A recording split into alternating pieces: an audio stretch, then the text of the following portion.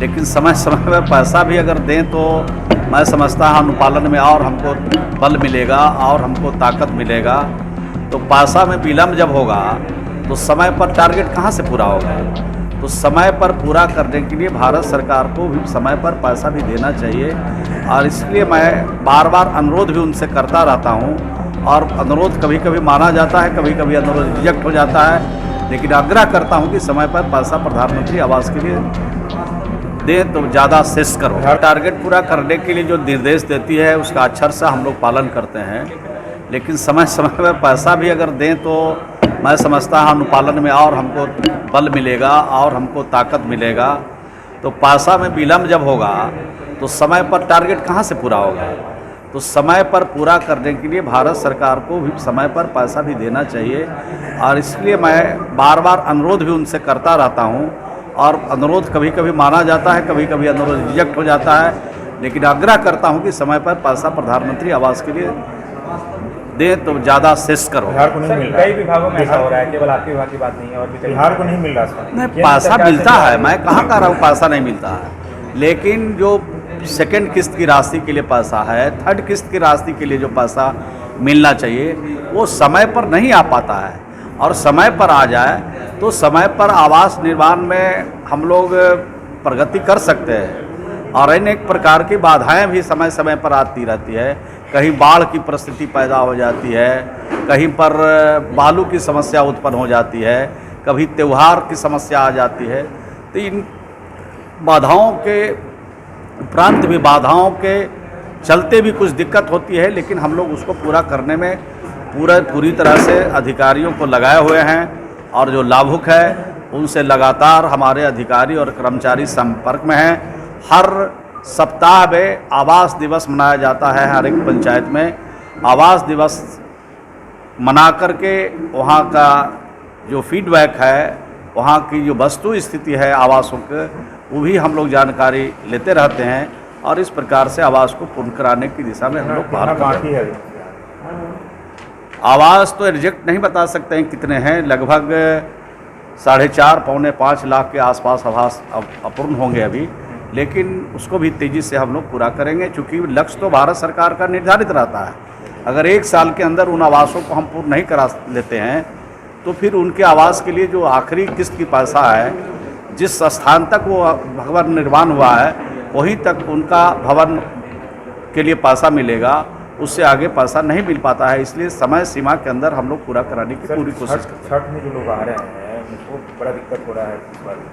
नहीं, हम लोग तो डिमांड ही कर सकते हैं। भारत सरकार से लगातार बिहार सरकार डिमांड करती है, मांग करती है, अनुरोध करती है, विनती करती है कि जो बिहार के हमारे लोग बिहार से बाहर हैं उनके लिए स्पेशल ट्रेन चला करके, बड़े पैमाने पर विशेष ट्रेन भी चला करके विशेष अवसर प्रदान किए जाएं, ताकि बिहार के लोग जो बिहार से बाहर हैं छठ के अवसर पर अपने परिवारजनों के साथ छठ का त्यौहार भी खुशी खुशी मना सके। ये अनुरोध हम लोग भारत सरकार से करते हैं, और पुनः भारत सरकार से अनुरोध करते हैं कि इस दिशा में शीघ्र पहल करके यहाँ के लोग। ट्रेन चलाई जा रही है?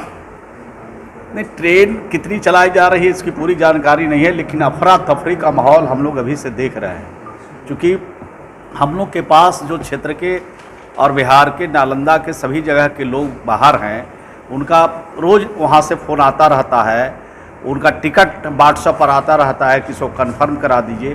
तो इसी से अंदाज़ा लगाया जा सकता है कि जितनी आवश्यकता है उतना रेल परिचालन नहीं हो रहा है, तब इस तरह का अफरा तफरी का माहौल है। उसको शीघ्र भारत सरकार को ध्यान रख करके इसको समाप्त किया जाना चाहिए। समस्तीपुर में लड़के के साथ जो है वो पंचायत लाके छूट चटाया गया। बीजेपी तंज कस रही है कि मुस्लिम समुदाय के लोग हैं इसलिए जदयू के लोग कुछ नहीं बोल रहे हैं। नहीं, किसी समुदाय के लोग हों, किसी भी समुदाय के लोग हों, अगर कानून को अपने हाथ में लेंगे तो बिहार की सरकार उन पर सख्त कार्रवाई करेगी।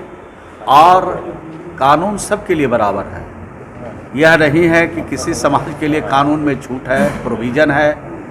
सब के लिए एक तरह का कानून है, और कानून के को हाथ में अगर कोई व्यक्ति लेता है तो निश्चित रूप से उन पर सख्त कार्रवाई होगी, चाहे छोटे लोग हों चाहे बड़े लोग हों, चाहे कद्दावर लोग हों, चाहे राजनीतिज्ञ हों, चाहे हमारे सरकारी अफसर हों, चाहे कर्मचारी हों, सब पर समान रूप से कार्रवाई कानून के हिसाब से किया जाए। समस्तीपुर की घटना होती है, इस समस्तीपुर की घटना हो या जहाँ की भी घटना हो, इस तरह की जो भी घटना हो करने वाले लोग हैं वो बचने वाले नहीं हैं। उसकी जांच चल रही है और जांच के बाद उन पर सख्त कार्रवाई होगी।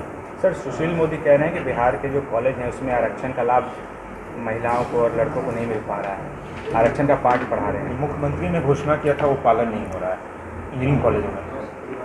नहीं, इसकी जानकारी मैं कर लेता हूँ, क्योंकि बगैर जानकारी किए हुए कोई बात कहना ठीक नहीं है। लेकिन इस बात की जानकारी हम लोग को है कि जो नीतीश कुमार जी ने अभी तक घोषणा किया है, जो नीतीश कुमार जी अभी तक बिहार के लोगों के लिए बात करते रहे हैं, उसका अक्षरशः पालन राज्य की सरकार और राज्य के अधिकारी कर रहे हैं। और कहीं कुछ इस तरह की शिकायतें प्राप्त हो रही है तो उसकी जांच भी होगी और उसके जांच के उपरांत आवश्यक कार्रवाई करने का निर्देश भी दिया बार जाएगा। बार हमला कर रहे हैं सुशील मोदी नीतीश कुमार पर। नहीं, हल्ला और हंगामा तो करते ही रहते हैं। अगर उनके बात में कोई दम होगी, हम उसका पड़ताल कर लेते हैं, उसके बारे में जानकारी प्राप्त कर लेते हैं और उसके बाद आपको बताएंगे कि क्या उनके बातों में सच्चाई है।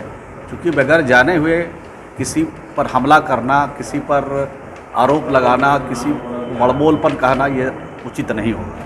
ठीक है सर, मोकामा और गोपालगंज विधानसभा का चुनाव हो रहा है, बाई इलेक्शन हो रहा है, क्या आप मुख्यमंत्री और राष्ट्रीय अध्यक्ष में क्या से जा रहे हैं वहाँ? जाएंगे ही, चुनाव है मुख्यमंत्री गए हैं, तो आज तो गए हैं राष्ट्रीय अध्यक्ष महोदय। प्रदेश अध्यक्ष कल गए थे। प्रदेश अध्यक्ष भी कल गोपालगंज गए थे। मैं भी एक दिन मोकामा गया था, 2 कार्यालय का मैंने शुभारंभ कराया था। एक तरफा है महागठबंधन के जो हमारे उम्मीदवार हैं उनका जीत सुनिश्चित है और काफ़ी मतों के अंदर से जीत होगी। और गोपालगंज से भी जो हमारे कार्यकर्ता हैं, साथी हैं, नेता हैं, उन लोगों से भी जो बातचीत हमने किया है और उन लोगों ने जो बातचीत हमसे किया है उसमें वहाँ भी जीत सुनिश्चित है। वहाँ भी काफ़ी मतों के अंतर से हमारे महागठबंधन के उम्मीदवार जीतेंगे। वहाँ लड़ाई कुछ नहीं है, ये दोनों सीट भारी बहुमत से हम लोग जीतेंगे। और भाजपा का जो 2024 का हम लोगों का मिशन है, और मैं समझता हूँ इसी 2 चुनाव से उस मिशन की झलक दिखने लगेगी और 2024 में भाजपा का पूर्ण रूप से सफाया हो जाएगा। इस तरह की बातचीत वहाँ पर लोग के द्वारा कहा जा रहा है और सुन भी रहे हैं। मुख्यमंत्री भी जा रहे हैं, सब लोग जाएंगे, सभी लोग जाएंगे, तेजस्वी जी भी जाएंगे, मुख्यमंत्री जी भी जाएंगे। आज के अखबार में तो देखा है मैंने कि मुख्यमंत्री जी का भी कार्यक्रम